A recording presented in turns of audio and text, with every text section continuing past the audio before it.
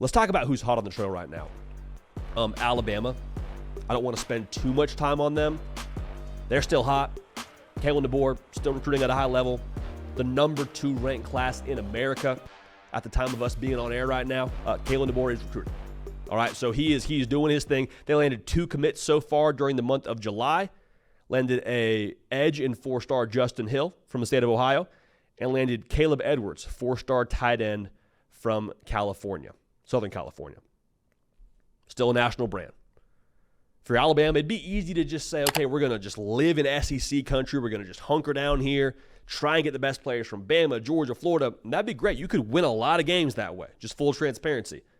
They're still hitting the trail, still hitting the West Coast, going to Ohio, going to Texas. Like, they're still battling, all right? So, Bama, they're still hot. They're on the trail. They're cooking right now. Success on the field, again, we've said it many times, would mean even more success for them when it comes to winning at the highest level over the course of the next 10 years. Now, Oregon has been the story, man. Like, Oregon landed DeCorian Moore on the 4th of July. And a week ago, I was pretty convinced. I was like, I think DeCorian Moore makes a lot of sense to Texas. Like, where is he headed? I don't know, but Texas makes a lot of sense. Oregon just continued to battle for this guy, ended up landing him.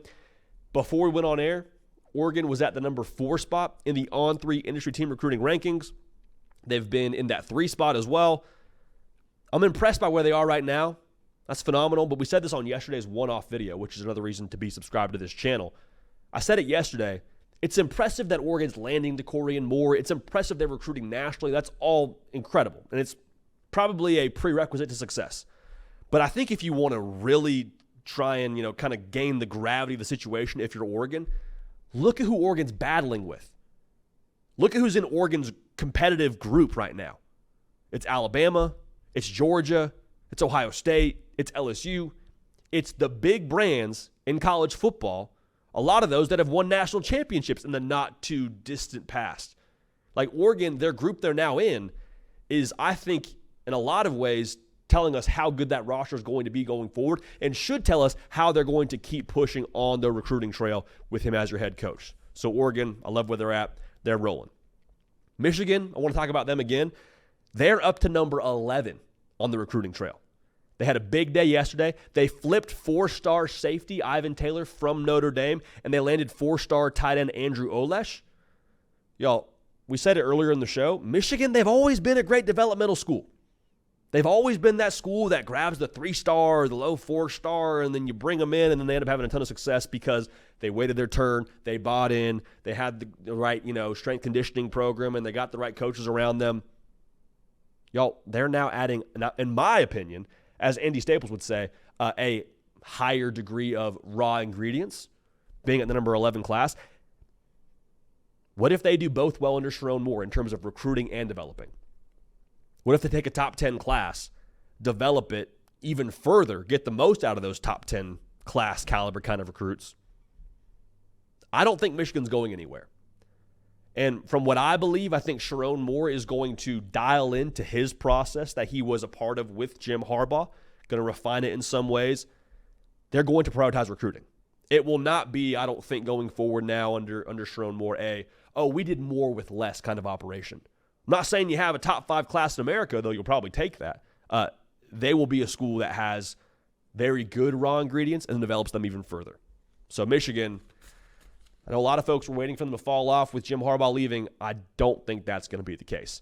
Speaking of schools not falling off, man, Georgia, currently the number 3 class in America. I don't have anything to back this up, but I'd be surprised if they're not competing for that top spot on National Signing Day. They landed a commitment from 4-star Jalen Morgan, and they flipped 4-star cornerback Shamari Earls from South Carolina. And then they also, in the 2024 class, landed a former professional basketball player from the Overtime Elite program they had there, Ja Jackson. He pivoted from basketball. Now he's playing football. 6'11", 330 pounds. Yeah, I think if you get in that strength program at Georgia and if you get to the training table, I think they're going to be able to develop you, just a hunch. The big dogs walk late, man. Georgia's just sitting at 3. They're going to roll through this season, have a really good year. How good remains to be seen, but they are going to also, like we've said before, have something to sell to recruits on the field. Because you can make all the pitches you want in the summer and say this is what we're going to be. Hey, come be a part of this and, kind of sell the future and project what your school is going to be in the next 3 years if you come there. Just a hunch. I think it matters when you watch games on Saturday as a recruit, whether you're committed or not, and see Georgia just mauling people like I expect them to do this upcoming season. So they're rolling right now. As Jake Crane would say, the big dogs walk late, and Georgia, they're walking right now, and I think they're going to keep on walking throughout the course of this cycle. Hey, how about Missouri? Missouri, they're laying down bricks in this 2025 class. They have been red hot. 4 commitments since the 4th of July. 2 on the offensive line, 2 wide receivers, all in that 4-star range. They already have a 5-star quarterback in Matt Zollers. We talked about it I guess it was a couple of months ago now, I suppose you would say. Missouri cares.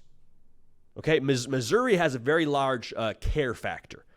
And in modern college football, if you are willing to care about your football team from a fan base level, from a booster level, and put resources towards that, that is going to assist you in acquiring top talent.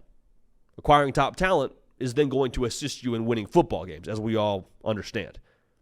I believe they are currently in the top 15 of the On3 industry team recruiting rankings. If they're not top 15, they're very close to it, depending on when you're watching this. They also had something that someone sent to me on social media. I don't want to say the actual words, but I'm paraphrasing here. From what I saw on this social media post, again, it was a sign in the Missouri facility that said, "We have no interest in being average." That wasn't what they said, but you catch my drift here. They want to be legendary. Eli Drinkwitz isn't just looking for another Cotton Bowl win, though I'm sure they'd take it. They're looking for, let's go win the SEC. And they're putting together a class now that's trending towards having some guys to have a chance to go get that done and have a chance to compete for something like that. Ohio State, we'd be remiss if we didn't talk about them. Number 1 class right now in 2025. Landed a commitment from 4-star linebacker Riley Pettijohn. That was a big pickup. The intel is they're battling for David Sanders, the 5-star offensive tackle. The intel side of that, I guess, if you're tuned in to Steve Wiltfong and what he's got going on over on the On3 Recruits channel, is they are, in most circles, thought to be one of those final 2, or one of those top 2 right now, I guess, in the final 4, battling for him with Tennessee. Georgia's also in the mix. Nebraska's also in the mix, but they like where Ohio State sits right now for David Sanders. We'll see where he goes. Say what you want about Ryan Day, man. He's killed it when it comes to acquiring talent. He has. This number 1 class right now is a testament to that. The portal's a testament to that. I'm just saying, if it's about the Jimmies and the Joes, Ryan Day seems to be pretty well equipped to go and win on that side of things. Last school I want to talk about here, got to give a little hat tip to SMU, man. SMU, they're recruiting like a program. They're not a G5 school anymore. They're in the ACC. They have a top 25 class right now. It's at number 23. They flipped 4-star quarterback Ty Hawkins from in-city. I was going to say in-state. In-city, I guess rival. Can we call him a rival? TCU. They flipped him to SMU. They have had 7 commitments in the month of July. This is a school now. I mean, this, I hope this isn't poor form to say this, but they were a school that was really good at NIL before NIL was allowed. That was well documented in the Pony Excess, which is something you can go watch, that 30 for 30. I'm just saying now, NIL is legal. They've raised over $100 million. Now, some of that they're trying to make up for what they lost in TV revenue. They're playing ball now at SMU. If it really comes down to deep pockets and having those, SMU's going to battle for guys. I'm not telling you that's why they're landing recruits right now, but I'm just saying if that's what you're telling me is important in modern college football, SMU is going to be just fine in that regard. So, recruiting, continuing to heat up. Make sure you're subscribed here, obviously, but subscribe to the On3 Recruits channel. Josh Newberg, Steve Wiltfong, Phillip Dukes. I mean, just recruiting coverage year-round.